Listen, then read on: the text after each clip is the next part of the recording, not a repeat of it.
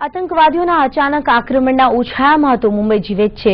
મુંબઈકરો એક અન્ય માનસિક ભય સાથે પણ જીવી રહ્યા છે. ચોરી, લૂંટ, હત્યા, બળાત્કાર પર અને હુમલા અને અપહરણ જેવા વધતા જતા ગુનાઓથી પણ ભયભીત છે મુંબઈ. મુંબઈવાસી બહારનો આતંકવાદ અને અંદરનો ગુંડાવાદ મુંબઈકરોને શાંતિથી જીવવા નથી દેતો. તાજેતરમાં થયેલા એક સર્વેમાં આ ચોંકાવનારી વિગત સામે આવી રહી છે. સર્વે પ્રમાણે 2/3 મુંબઈકરો પોતાની જાતને અસુરક્ષિત માને છે.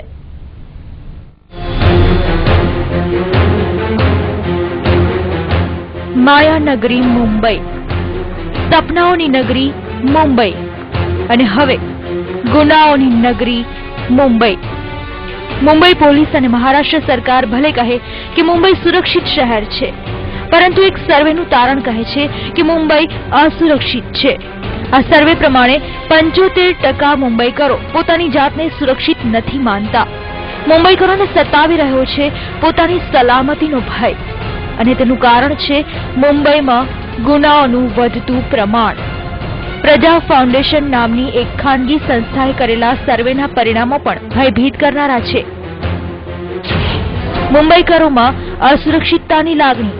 ઉત્તર મુંબઈના 26% લોકો, વાયવ્ય મુંબઈના 24% લોકો, ઈશાન મુંબઈના 20% લોકો, ઉત્તર અને મધ્ય મુંબઈના 29% લોકો, દક્ષિણ મધ્ય મુંબઈના 29% લોકો, દક્ષિણ મુંબઈના 23% લોકો, આ તમામને છે તેમની સુરક્ષાની ચિંતા. देख रहे हैं कि अभी हमारे जो हाउस होल्ड सर्वे के मुताबिक 25% लोग मुंबई के अनसिक्योर फील करते हैं. हमें नहीं है कि ये आगे जाके और बढ़े.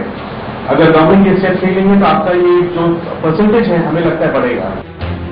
સુરક્ષા પ્રત્યે સૌથી વધુ ચિંતિત મહિલાઓ અને બાળકો છે. આ સુરક્ષિતતાની ભાવનાથી સૌથી વધુ પીડાય છે મહિલાઓ અને બાળકો. ये सर्वे घर घर में जाके किया गया था. हमने कुल मिला के 15,000 लोगों से बात की थी. 15,000 घरों में गए थे. वहाँ पर जो भी 18 साल के ऊपर है उनसे बात हुई थी. जो इस सर्वे के दौरान हमने जब सिलेक्ट किया था घर किसी एक बंदे से बात करनी है, वो बिल्कुल भी रैंडम तरीके से किया गया था. ऐसा कुछ पर्पज नहीं या कोई बायसनेस इन्वॉल्व नहीं था बिल्कुल भी. સતત ભાગતા, પોતાનામાં જ વ્યસ્ત, બીજાથી બેખબર મુંબઈકરો ઘર અને ઓફિસ વચ્ચેની દોડાદોડીના ટેન્શન સાથે હમણાં સુધી જીવતા હતા. હવે કોઈ પણ ક્ષણે કોઈ ગુનાનો ભોગ બની જવાની ચિંતા પણ તેના મન અને મગજમાં દોડી રહી છે. કોણ આપશે સુરક્ષાની ખાતરી? રણજીત સિંહ, TV9 મુંબઈ.